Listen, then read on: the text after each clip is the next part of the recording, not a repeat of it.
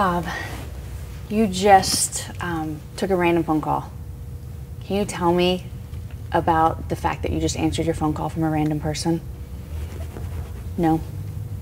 I'll just start. It makes me sad. Yeah, so there's just a guy that called that is dying.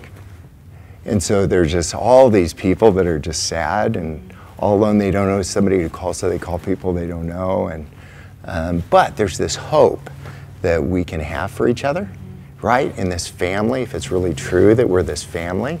So I just love that that's the kind of family Jesus talks about us being. But what I'm so impressed with is that you don't even know this man. Yeah. And I just want to know, what is it that, like, how can we all, like, have this love for each other that we don't even know? Yeah, isn't that crazy? Tell me about that.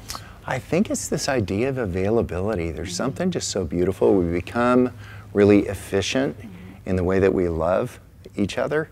And man, you want to know where you are in your faith? See how extravagant you're being with your love. Like, it's just a great latitude and longitude. How extravagant are you going to be with your love to people that you don't know? And Jesus even talked about that. What benefit to bring people over for dinner that could, like, have you over, but just people that you don't know. And then if it's really true that Matthew 25, that idea, I was hungry and you fed me, and I was thirsty and I was sick and I was strange, and it came, those are the only 6 things God wants to talk about: hungry people, thirsty people, sick people, strange people, naked people, and people in jail. That's it. When we meet him, like, I want to talk about Yosemite. Right? He wants to talk about hungry people, thirsty people, sick people, strange people. So if we're knit together as a family, then you'll receive calls, all of us, from people, and they're just hoping that you'll answer. They'll just hope that you'll answer. And so I decided a long time ago I wasn't going to be efficient in the way that I love people, but just available. I'm not the smartest guy. I'm no theologian. But I get, like, loving people the way Jesus did is great theology.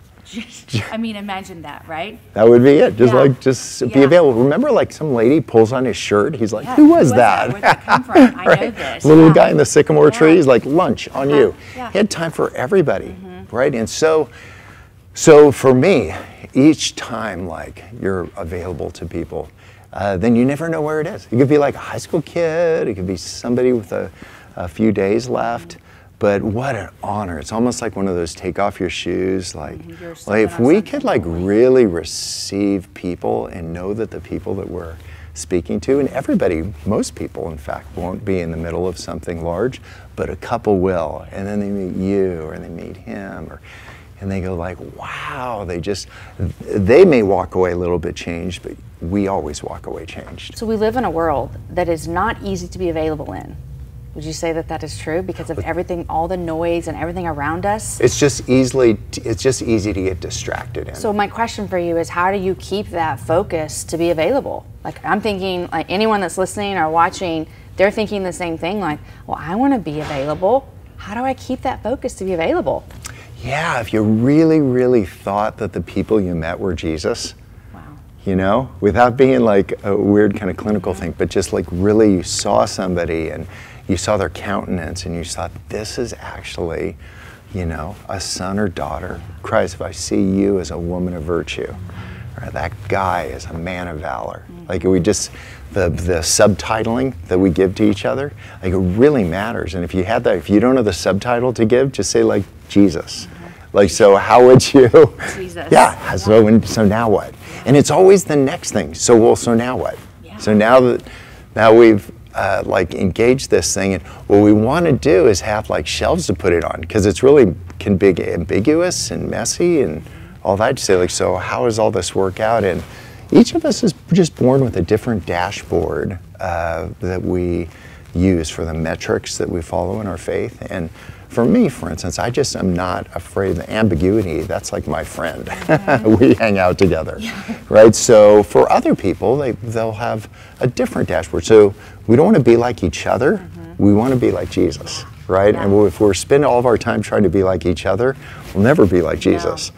So, but identifying with people, entering into it, and then do you get beat up when that happens? Of course. You just get your pummeled. But you don't stay pummeled. It's like changing our whole focus. It's like changing the whole lens that we look at life through. Yeah. If we're looking through the lens of life of just what can I get for this and what can I do, then we miss all these people around us. Yeah. People don't follow vision, they follow availability. So yeah, you're available. be available. So in the middle, in this whole availability that you are, and you do crazy things and you love people so well, how do you still make time to focus and just be still before God? Like, what does that look like for you? You know, I'm like a pretty active guy, but there's a cadence that I have. You had Ellie Holcomb here a minute ago, and she was she's just such a talented musician. Oftentimes they'll have these in-ear monitors, and there's a click track, right? Yeah. You're just like saying like good the beats. Stay with it. And so, but everybody has a different click track. Like we don't need to be the same. Mine might be like, like whatever.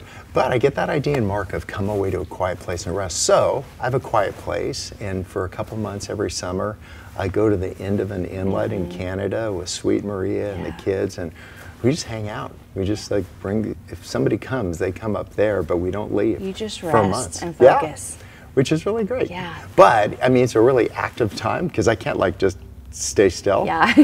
But I think I get so much energy from being with people, like actually with, not like conceptually with. Right. But like with people. Yeah. That's it, Emmanuel, God with us. Yeah. Right? Yeah. Us with each other. My son started skydiving. Isn't that nuts? He's nuts. That He's got my seems blood. exactly crazy to yeah, me. Totally. Not like tandem. It's like you take a week of classes and then you jump out all alone. Which just seems crazy. Yeah, and I didn't take him to Little League when he was growing up, so this, you know, feels kind of like Little League, except he's the shortstop and he's falling from 13,000 feet. Right. So I decided I was going to blow his mind, and while he was at work, I started taking skydiving lessons. Isn't that Stop awesome? without telling him? Yeah. So when the next time he got on the plane, I just put a parachute on. He's like, What are you Dad, doing, I'm like, Dad? how hard could it be? So there's something. Okay, wait, I need you to keep going with this. Isn't that though. awesome? So we like actually went up and at him because he's nuts. He jumped out of this plane, did a backflip out of the plane. And I just wanted to be with him. It was some primal thing that took over. And I get to the door and I jump out. Like after him, I jumped so hard, I literally jumped out of my tennis shoes. I looked like Left Behind. I just, I'm freaking falling in my socks. But I think that's the idea, the gospel of Christ, that Jesus wants to be with us that bad. He literally jumps out of heaven. If we were that available people, we want to be with them so, but we jump out of our conversations, we jump out of our distractions to be with each other. Like, and then you find out more about your faith. You find out more about other people and enter into their hurts. And then, I don't know if they grow, but you grow. You grow, yeah. Yeah. You spend a lot of your time encouraging people and pouring out words of encouragement to people. What are some ways or some things that people have poured into you that have changed who you are? Oh, I'll tell you one thing that was really beautiful. Every once in a while, I try to write down the things I'm thinking, and I was just stuck, and I couldn't write anymore. I called Sweet Maria. I'm like, I'm just totally stuck. I think I ran out of words. And then about 15 minutes later, I get a text message from her, and it said, every word in the universe is hoping you'll pick them. Right? So you just surround yourself by some people that just think of you, and they have these beautiful hopes for you. So I don't know, the people that have impacted me the most were just, again, that idea of being with me. They enter into it, and they don't enter into the drama of it. They just like enter in and just say, here I am. I'm just with you. Yeah. So that's what I'm just working on constantly. And I'm so glad that God uses us, and it's just an infinite number of people that we get to engage. But probably on our last day, we'll have room for 8 people around our bedside, right? 9 if they're thin. But like 8 people. And I know who my 8 are. Yeah. Right? And they all have gotten a message from me. I'm like, you're one of the 8. Yeah. What I'm trying to do is surround my life right now with those 8 people that'll be there the last day. So what if we just do that? Just know who your 8 are. And if you don't have 8, get 5, get 3. Like find a buddy. Jesus says he'll make it an odd number. Right? So what we'll do is just be like with each other, but there'll be this core of people that know you, that love you, that are just with you. Yeah. Speaking of your 8. Yeah. When you get to the end and your 8 are there and you go meet Jesus, what do you want your legacy to be? Oh, total gratitude. Yeah. It'll just be like absolute gratitude. Yeah, that would be it. Those will be my last words. I'm grateful. Yeah. What do you want people to say about you? Let's see. I think that he wasn't stuck. I was here in Texas a while ago, and there's a city where the guy let his kids name all the streets, and they named every street Way. Have you ever been there? No. Lake Jackson. Every street. There's a street called This Way, and there's a street called That Way. That's Isn't that hilarious. awesome? You Yeah. can make this stuff up. There's a street called Anyway. The church is on his way, and the airport's course it on is. Runway. Yeah, yeah. Isn't that awesome? Yeah. I just don't want to get stuck at the corner of This Way and That Way, and I think a lot of people are. Yeah. Right? That's not a but just get unstuck. Like, what's got you stuck?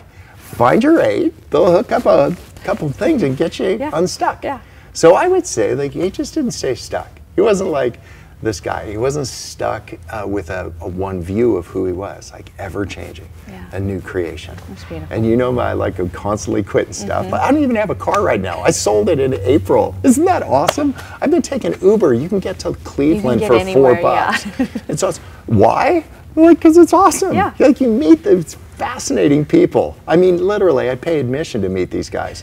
So what if you say, I want to be a new creation, so I need to constantly change some stuff. But you don't need to give the people that you love whiplash while you're changing everything.